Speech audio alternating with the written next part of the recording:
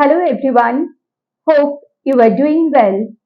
Here I have come up with a new video after a long time.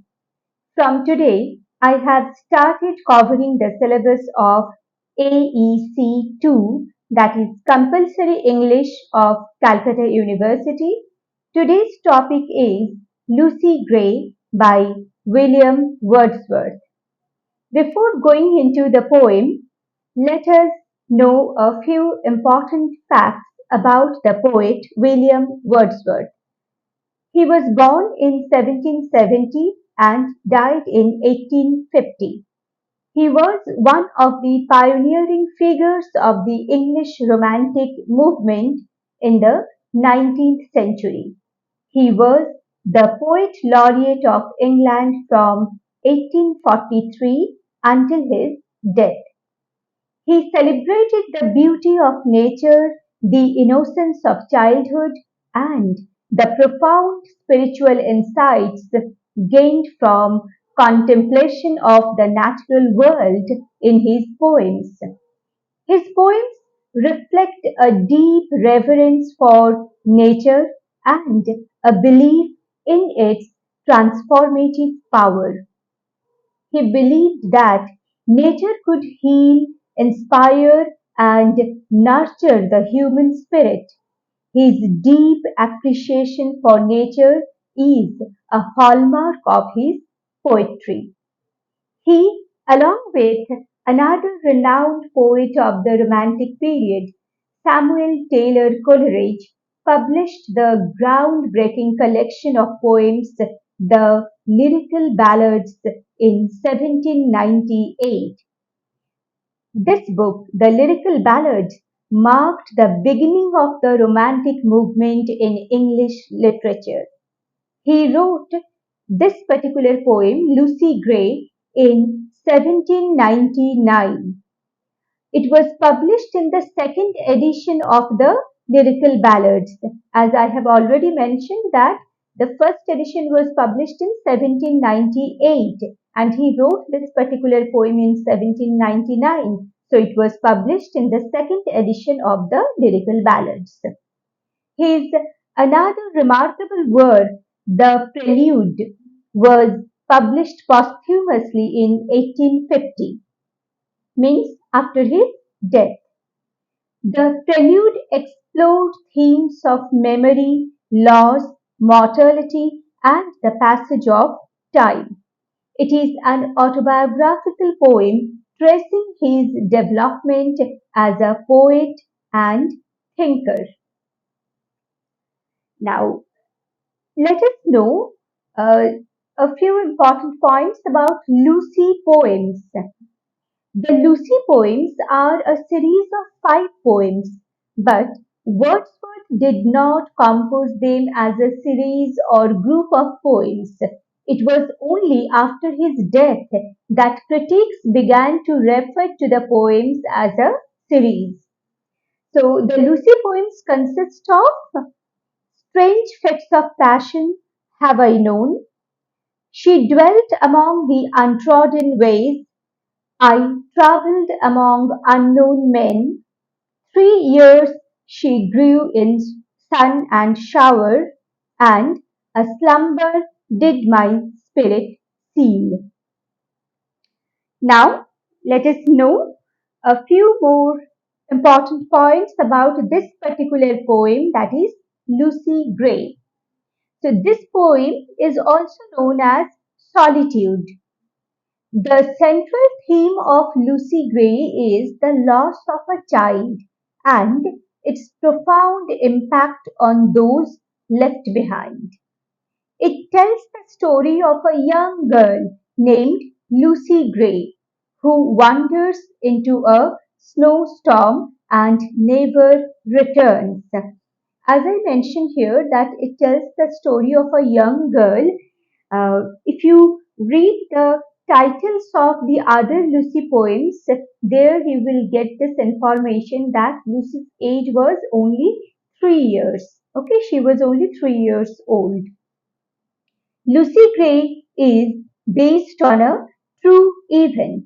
But Wordsworth deviated from the factual account by depicting in his poem that her body was never found. Okay? Originally, the original story that happened in that incident, the body of the little child was found. But here, Wordsworth depicted that Lucy's body was never found. The poem consists of 16 quatrains, each with a simple and direct rhyme scheme A B A B C D C D, like this. It will move on.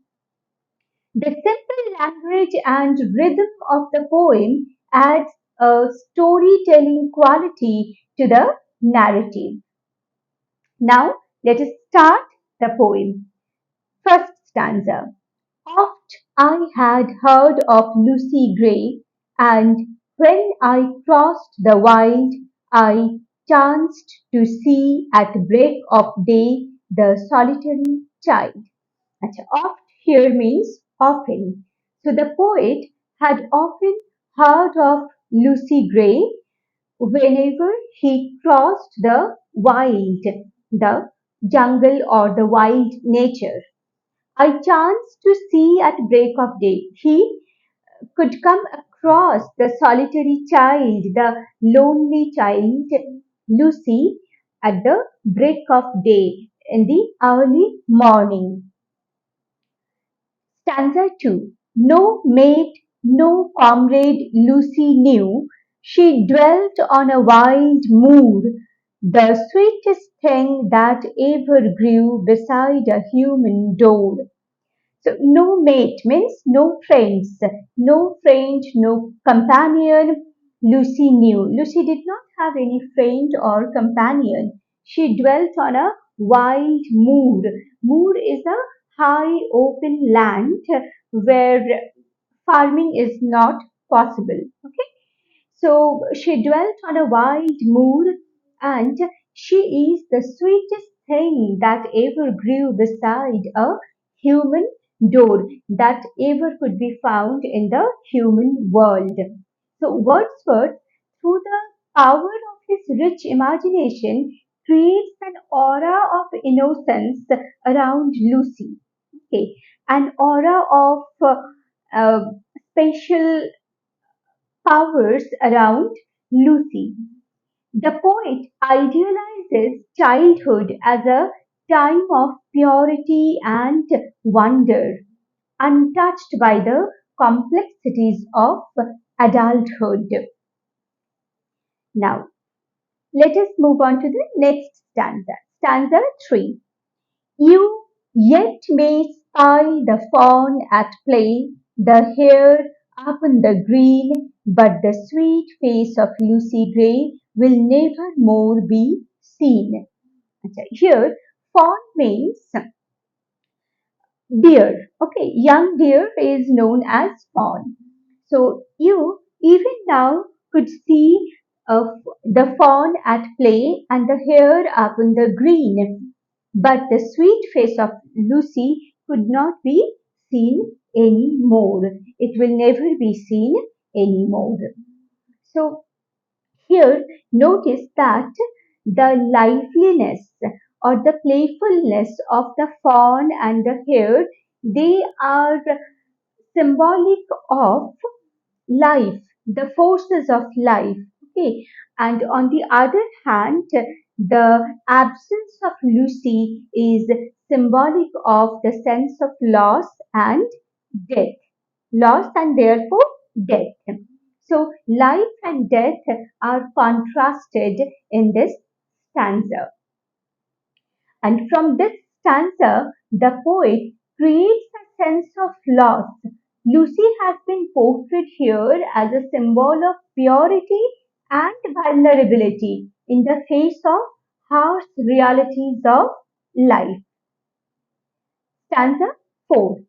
Tonight will be a stormy night. You to the town must go and take a lantern, child, to light your mother through the snow. And notice that this stanza is written within quotation. That means This is said by someone in the poem. Who is that person? Lucy's father. Lucy's father says this. Tonight will be a stormy night. So that particular night is going to be a stormy night, and Lucy's mother had gone to the town, and so her father wants her to go to the town to bring her mother back, and he instructs her to take a lantern so that she she could show light on the way. Now, stanza 5. That father will I gladly do, 'tis scarcely afternoon. The minster clock has just struck 2, and yonder is the moon. So here, let me first give you the meaning of two words. First is minster clock. Minster clock means the clock of the church, and yonder means distant. Okay, located at a distance. So here Lucy says that father, I will do that work gladly, but it is only afternoon. The minster clock, the church clock, has just shown the time as 2, and the moon is far away. So the storm is expected to come during night. As in the previous stanza, it was said tonight is going to be a stormy night, right? So the storm is expected to arrive at night, and it is only 2 o'clock in the afternoon. Now let us move on to the next stanza. At this the father raised his hook and snapped a faggot band. He plied his work, and Lucy took the lantern in her hand. What is faggot band? Faggot band is a bunch of sticks tied together for burning on a fire. Okay, so after listening to Lucy's reply, the father raised his hook and he snapped a bunch of sticks. Then he kept on doing his work. Plied means kept on doing his work diligently. And Lucy took the lantern in her hand. Stanza 7. Not blider is the mountain row, with many a wanton stroke her feet disperse the powdery snow that rises up like smoke. So Lucy has started her journey to the town, and her movement shows that she's so happy and joyful that the poet says, not blider is the mountain row. Blider means more joyful. Even the mountain row, that is the mountain deer, is not more joyful than Lucy. With many a wanton stroke, with many a carefree stroke, her feet disperse, her feet scatters the powdery snow.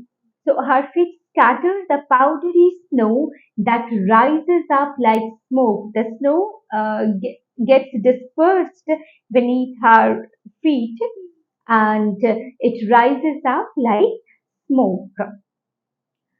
So her playful and carefree spirit is contrasted with the harsh realities of the world. The poet idealizes childhood as a time of purity and wonder, which is untouched by the complexities of adult life or adulthood, and the storm symbolizes the unpredictable and unforgiving aspects of life, the uncertainties of life. Okay, now come to the next stanza. Stanza 8. The storm came before its time. She wandered up and down, and many a hill did Lucy climb, but never reached the town. So the storm arrived before the designated hour, before the designated time, and Lucy, wandered up and down, and many a hill did Lucy climb. Lucy started climbing one hill after another. So she climbed many a hills, but never reached the town. She could not reach the town. So here, nature can be seen playing a dual role in the poem. At the beginning of the poem, you have seen that nature is portrayed as a serene, picturesque backdrop to Lucy's innocent wanderings, but later on, it is presented as a menacing force. When the poet repeatedly refers to the storm, we could see that it is presented, nature or the natural forces are presented as a menacing force that swallows her up. The storm thus becomes a of the uncontrollable and indifferent aspects of the natural world, highlighting its power and unpredictability. Now, let us move on to the next stanza, stanza 9. The wretched parents all that night went shouting far and wide, but there was neither sound nor sight to serve them for a guide. So the parents were very sad. The wretched parents throughout the night went shouting far and wide, means Lucy's mother had come back from the town and they started searching for Lucy far and wide, but there was neither sound nor sight, so no trace of Lucy could be found. Lucy disappears into the storm, leaving her parents to grapple with the overwhelming grief and the haunting absence of their daughter. Wordsworth captures this emotional turmoil of loss through vivid imagery. Lucy's absence symbolizes loss and the fleeting nature of childhood innocence. Stanza 10. At daybreak on a hill they stood that overlooked the moor, and thence they saw the bridge of wood a furlong from their door. So what is furlong? Furlong is a unit of length equal to 220 yards or roughly 201 meters. Okay? So at daybreak, the next day in the morning, um, the parents went on a hill. From that hill, they um, started looking for Lucy. They were trying to find out any trace of Lucy. And from there, they could see the bridge of wood, one wooden bridge, a furlong from their door. That bridge is almost 220 yards away from their door. Now, stanza 11. They wept and turning homeward cried, in heaven we all shall meet. When in the snow the mother spied the print of Lucy's feet. So they must have noticed something on the wooden bridge. What it is, that we will get to know in the next stanza. So after looking at the bridge, they started weeping. They wept and turning homeward, they cried out in pain, in heaven we all shall meet. So, from this line, it is clear that Lucy is no longer alive. When in the snow the mother spied the print of Lucy's feet, the mother spied, searched for the print of Lucy's feet. Stanza 12. Then downward from the steep hill's edge they tracked the footmarks small, and through the broken hawthorn hedge, and by the long stone wall. Acha, what is hawthorn? Hawthorn is a bush or small tree with thorns. So when they were coming down from the steep hill's edge, they tracked the small footmarks of Lucy, and through the broken hawthorn hedge and by the long stone wall, they could see the footprints, the small footprints of Lucy. Stanza 13. And then an open field they crossed. The marks were still the same. They tracked them on, nor ever lost, and to the bridge they came. So, tracing the footprints of Lucy, they finally arrived at the wooden bridge. Stanza 14. They followed from the snowy bank the footmarks one by one into the middle of the plank, and farther there were none. So they followed the footprints of Lucy from the snowy bank to the bridge, that wooden bridge. Okay, the footmarks were there till the middle of the wooden bridge, middle of the wooden bridge or plank, and after that it was no more. The footprints could not be seen and could not be seen after the middle of the broken bridge. Yet some, stanza 15, yet some maintain that to this day she is a living child, that you may see sweet Lucy Gray upon the lonesome wild. Why it has been said that Lucy is a living child?